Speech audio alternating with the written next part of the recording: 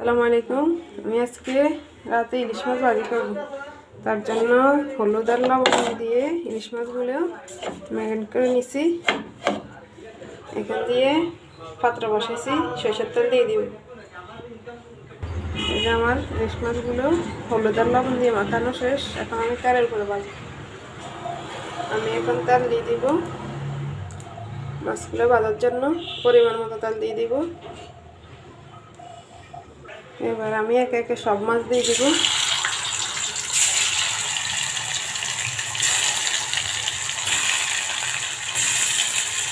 আমি মাছের লেজগুলো ভেজে নিচ্ছি।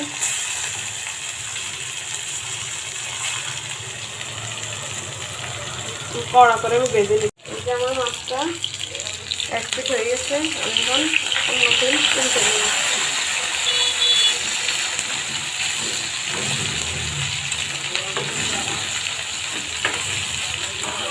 ভালো করে মচমচ করে ভেজে নিই।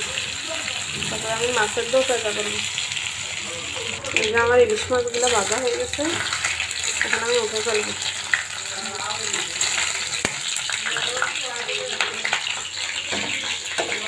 এই যে আমি মাছ সবগুলো নিয়ে নিয়েছি।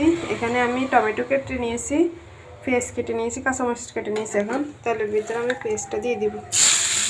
পেঁয়াজটা একটু ভেজে ভেজে নিব। আমি সাথে কাঁচামরিচগুলো দিয়ে দিছি। এখন আবার ভালো করে রাখতে হবে। আমি পেঁয়াজটা একটু লাল লাল করে ভেজে নিব।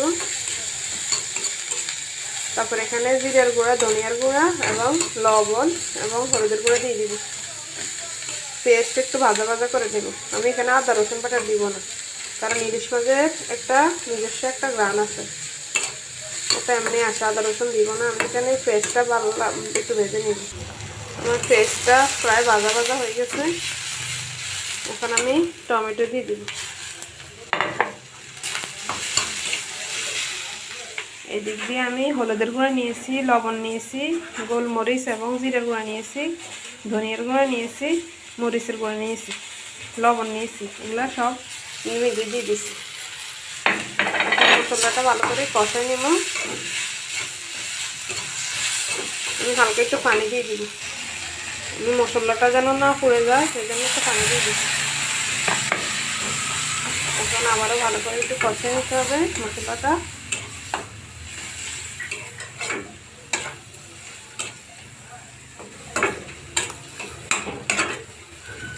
মশলা আমি ভালো করে কষাই, তারপরে মাছটা দিয়ে দিই। এই যে মশলাটা আমি ভালো করে ঢাকনা দিয়ে ভালো করে কষাই, তারপরে আমি এই মাছ, এই যে আমি মশলাটা কষাইছি। এখন মশলাটা কষানো হয়ে গেছে। এখন আমি মাছটা ঢেলে দিব। এই যে আমার মশলাটা প্রায় কষানো শেষ। এখন আমি এই মাছটা ঢেলে দিছি। এখন মাছের দো ভাজাটা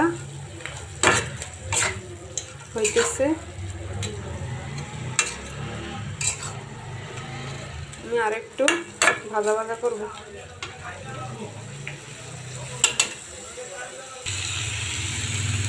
এই যে আমার ইলিশ মাছটা ভাজা ভাজা হয়ে গেছে। আমি তেলটা বন্ধ করে দিচ্ছি।